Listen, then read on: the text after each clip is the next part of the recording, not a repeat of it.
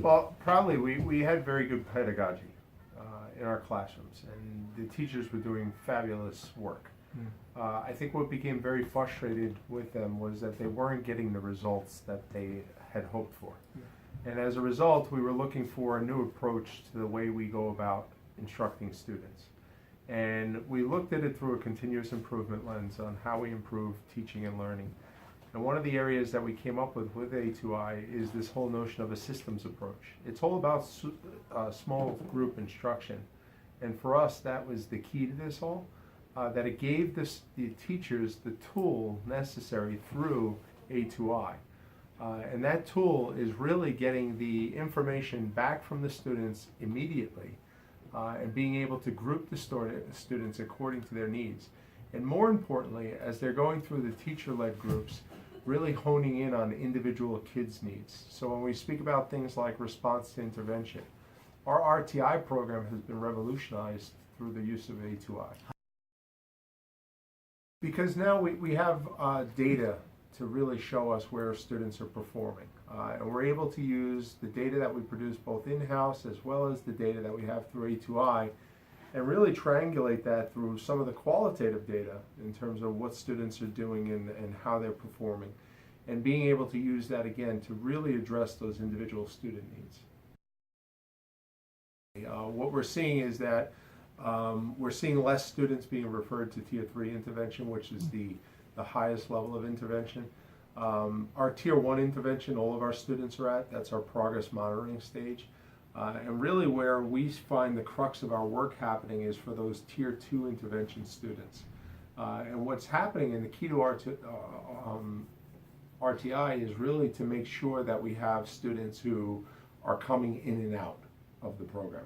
That once we address their needs, we go back to that individual learning style within the small group instruction, and it allows them to flourish because we've honed in on those needs, we've addressed them, and we're able to continue forward. And that's a constant cycle that goes on in the classroom. So it's giving us much more reliable data, but more importantly, it's giving us much more valuable data that teachers can now use to inform the instructional process. The biggest thing for me is student achievement. You know, we have a responsibility for students to read at high levels, for us to provide a challenging curriculum to them. And for us, this is really kind of a gateway for us to begin doing that, you know, and challenging students at a whole nother level. You know, we're finding students right now who are reading above grade level. In some cases, maybe 2 grades above level. So it's allowing us to address the students who truly need interventions and additional supports. Also honing in on the skills that are necessary for our middle grouping students, and then really also building in this whole enrichment philosophy.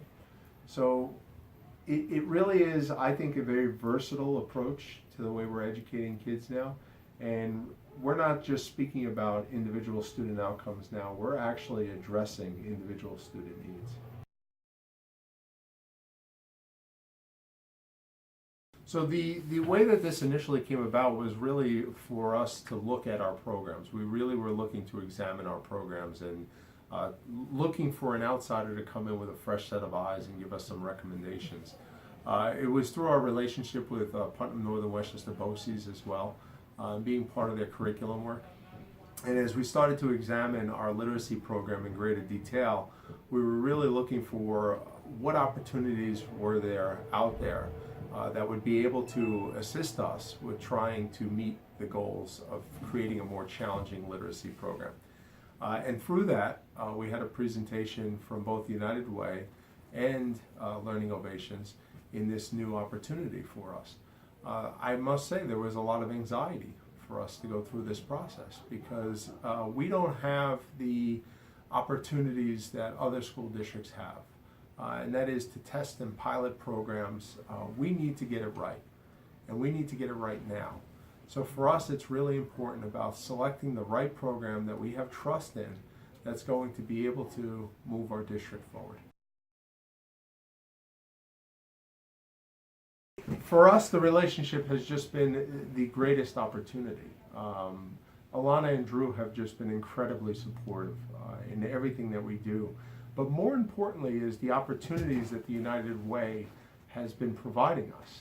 And at certain points, it seems like it's almost like a guilt trip for us because we're walking a one-way street, you know, and we want to do more and give back to the United Way as well. But I also know that this is the United Way's mission. So I really, I give a tremendous accolades to Alana and Drew for their work and really for living up to the spirit of what United Way is all about.